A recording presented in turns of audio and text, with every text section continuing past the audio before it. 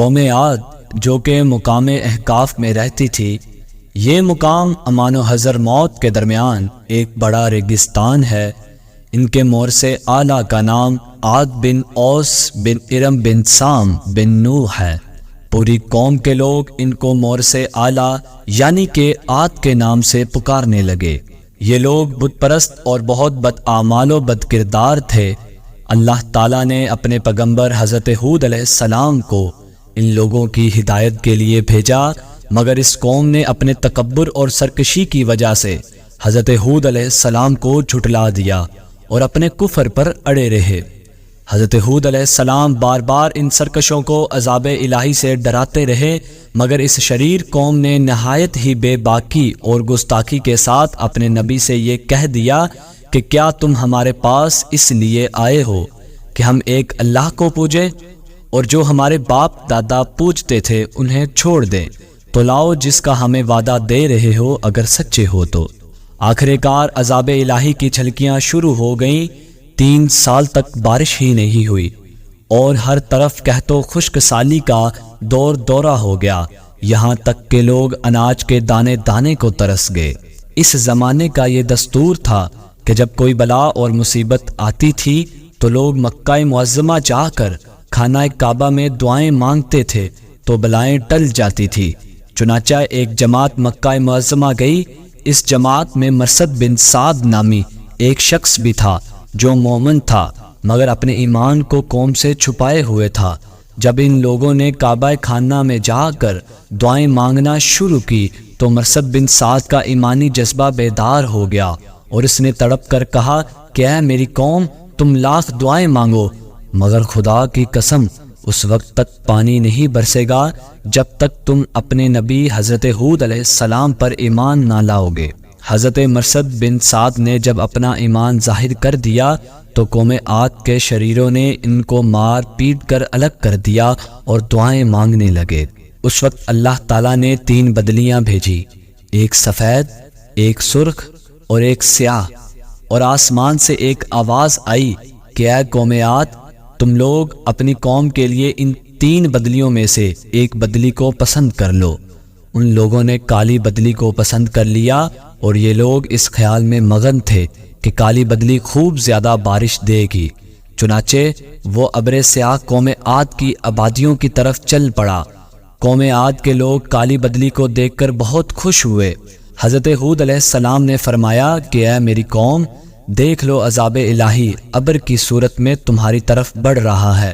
مگر قوم کے گستاخوں نے اپنے نبی کو جھٹلا دیا اور کہا کہ کہاں کا عذاب اور کیسا عذاب؟ یہ تو بادل ہے جو ہمیں بارش دینے کے لیے آ رہا ہے۔ یہ بادل پچھم کی طرف سے آبادیوں کی طرف بڑھتا رہا اور ایک دم ناگہاں اس میں سے ایک آندھی آئی جو اتنی شدید تھی کہ اونٹوں کو ماں ان کے سوار کے اڑا کر کہیں سے کہیں پھینک دیتی تھی۔ پھر اتنی زوردار ہو گئی کہ درختوں کو جڑوں سے اکھاڑ کر اڑا لے جانے لگی۔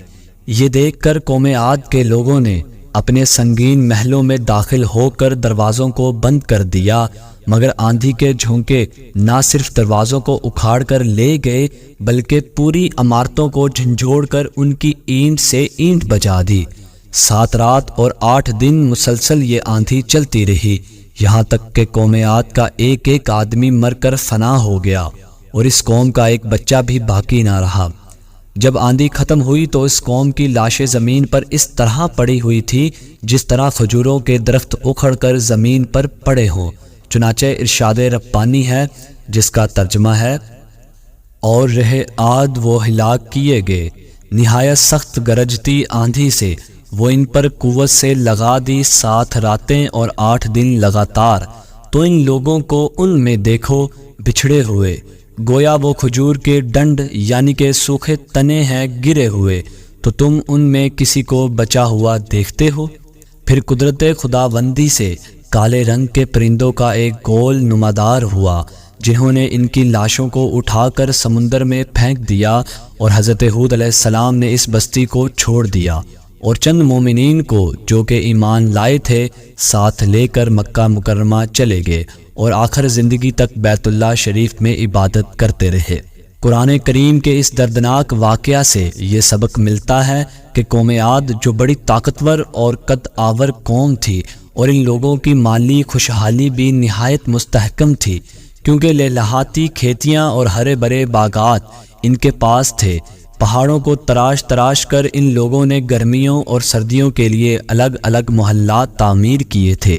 ان لوگوں کو اپنی کثرت اور طاقت پر بڑا اعتماد، اپنے تمول اور سامان عیش و عشرت پر بڑا ناز تھا، مگر کفر اور بدعمالیوں بدکرداریوں کی نحوست نے ان لوگوں کو قہر الہی کے عذاب میں اس طرح گرفتار کر دیا کہ آندھی کے جھونکوں اور جھٹکوں نے ان کی پوری آبادیوں کو جھنجھوڑ کر چکنا چور کر دیا، اور اس پوری قوم کے وجود کو صفائے ہستی سے اس طرح مٹا دیا کہ ان کی قبروں کا بھی کہیں نشان باقی نہ رہا۔ تو پھر بھلا ہم لوگوں جیسی کمزور قوموں کا کیا ٹھکانہ ہے کہ عذاب الہی کے جھٹکوں کی تاب لا سکیں؟ اس لیے جن لوگوں کو اپنی اور اپنی نسلوں کی خیریت و بقا منظور ہے، انہیں لازم ہے کہ وہ اللہ اور رسول کی نافرمانیوں اور بدعمالیوں سے ہمیشہ بچتے رہیں، اپنی کوشش اور طاقت بھر اعمال صالحہ اور نیکیاں کرتے رہیں، ورنہ قرآن مجید کی آیتیں ہمیں جھنجھوڑ کر یہ سبق دے رہی ہیں کہ نیکی کی تاثیر آبادی اور بدی کی تاثیر بربادی ہے۔ قرآن مجید میں پڑھ لو کہ یعنی بہت سی بستیاں اپنی بدکاریوں اور بدعمالیوں کی وجہ سے ہلاک و برباد کر دی گئی، اور دوسری آیت میں یہ بھی لکھا گیا ہے جس کا ترجمہ ہے، اور اگر بستیوں والے ایمان لاتے اور ڈرتے تو ضرور ہم ان پر آسمان اور زمین سے برکتیں کھول دیتے، مگر انہوں نے تو جھٹلایا تو ہم نے انہیں ان کے کیے پر گرفتار کیا۔ والسلام۔